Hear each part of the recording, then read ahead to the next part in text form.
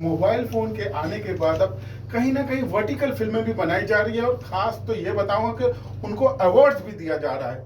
क्या कहेंगे जो अवार्ड्स हो रहे हैं? जी हाँ, ये ट्रू वर्टिकल अवार्ड्स के नाम से पहली ऐसी अवार्ड सेरेमनी होने जा रही है जिसे ट्रू ड्रीम एंटरटेनमेंट प्रोड्यूस कर रही है। शमीम फरीदी जी उसके प्रेजेंटर और प्रोड्यूसर दोनों हैं और बड़ी खुशी है कि मैं भी इसका एक छोटा सा हिस्सा हूँ। छोटा सा हिस्सा नहीं, पूरा शो होस्ट करने वाले हैं। क्या कुछ प्लान करके रखा है अपने शो के लिए? देखिए, अगर यहाँ बता दूंगा तो सरप्राइज कैसे रहेगा। ये है कि लोग पहली बार इस तरीके का कुछ देखने जा रहे हैं, क्योंकि हम अभी तक जो अवार्ड फंक्शंस देखते हैं उसमें कॉमेडियंस होते हैं, वो होस्टिंग करते हैं। एक माइथो के एक्टर को पहली बार लोग ऐसे होस्टिंग करते हुए देखेंगे, वो एक मज़ेदार होगा। मेरे साथ हितेन मेरा बड़ा अच्छा दोस्त है, और भी 2-3 कलाकार हैं जो इसमें होस्टिंग करेंगे हमारे साथ में। और सबसे बड़ी बात यह है कि वर्टिकल फॉर्मेट में ही इसे शूट किया जाने वाला है, तो ये अपने आप में एक बहुत बड़ा चैलेंज है, सिर्फ हमारे लिए नहीं, हमारे जो टेक्नीशियंस हैं मधुविनी और हमारे जो कैमरामैन हैं उनके लिए भी, क्योंकि उन्होंने भी अभी तक जो अवार्ड फंक्शंस शूट किए हैं या जो रियलिटी शोज शूट किए हैं वो नॉर्मल फॉर्मेट में किए हैं। वर्टिकल में किसी चीज़ को शूट करके ग्रैंड दिखाना बहुत मुश्किल काम है। जैसे कि अभी आपने सुना तरुण जी को सस्पेंस रखना चाहते हैं, हम चाहते हैं वो सस्पेंस बरकरार रहे, लेकिन शमीम भाई को हम नहीं छोड़ेंगे। शमीम भाई, वर्टिकल अवार्ड्स की बात कर रहे हैं, आपने तरुण जी को चुना एज एंकर। उनको लोग ऐसा देखते हैं कि भगवान है, और वर्टिकल की बात की जाए तो बोल्ड ज्यादा देखने को मिलता है। तरुण जी को खास चुनने के लिए, होस्ट करने के लिए आपने क्यों सोचा और क्या आपके दिमाग में चल रहा था? नहीं जनाब, पहले तो मैं एक चीज़ क्लियर कर दूँ, वर्टिकल के नाम से बोल्ड नहीं आता है। बहुत अच्छी अच्छी सीरीज़ें आप वर्टिकल, आप जाइए कोई टीवी देख लीजिए, आपको स्टोरी देख लीजिए, मौज देख लीजिए, कोई बोल्ड नहीं, बहुत अच्छी अच्छी सीरीज़ हैं। और रही बात तरुण भाई को सोचने का कि तरुण भाई को क्यों लें, तो ये मेरी सोच शुरू ही यहीं हुई थी और ख़त्म भी यहीं हो गई। तो ये कुछ मतलब कोई सेकंड ऑप्शन था ही नहीं। मतलब ये तो अभी बोले कि सेगमेंट वाइज, नहीं तो मैंने तो बोल दिया था पूरा शो आप ही करोगे, तो आप सेगमेंट वाइज आएंगे लोग।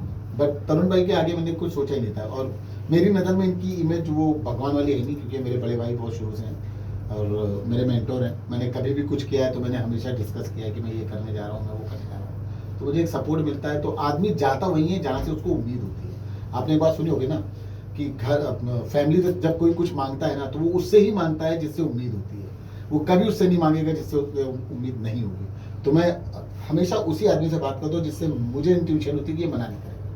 मैं क्यों जाऊँ किसी के पास जहाँ मुझे मालूम है कि इसको समझाना पड़ेगा, ये मना कर देगा। मेरे माइंड में आ भी जाता है ना नेगेटिविटी की, ये आदमी मना करेगा, मैं जाऊँगा ही। मुझे मालूम था तरुण भाई ना तो मना करेंगे और उल्टा ही मुझे प्रोत्साहित करेंगे, जो कि इन्होंने मुझे कॉफ़ी पिलाने के साथ ही कर दिया था। पहुँचते ही घर फ़ोन पे ही बोल दिया था तू आ जा। तो जब आदमी बोल देना कि तू घर आ जा, मतलब आप समझ सकते हो रिलेशन क्या होगा। शमीम भाई, लोगों के मन में कहीं ना कहीं जिज्ञासा होगी कि वर्टिकल के अवार्ड होने जा रहे हैं, किस तरह के अवार्ड होंगे, किस तरह की कैटेगरीज होंगी, कौन कौन लोग इसमें भाग लेने वाले हैं? जैसे आपने बताया कि टेक्नीशियन से लेकर स्पोर्ट बाय तक को भी आप सम्मानित करने वाले हैं, तो उसके बारे में कुछ बताइए हमें।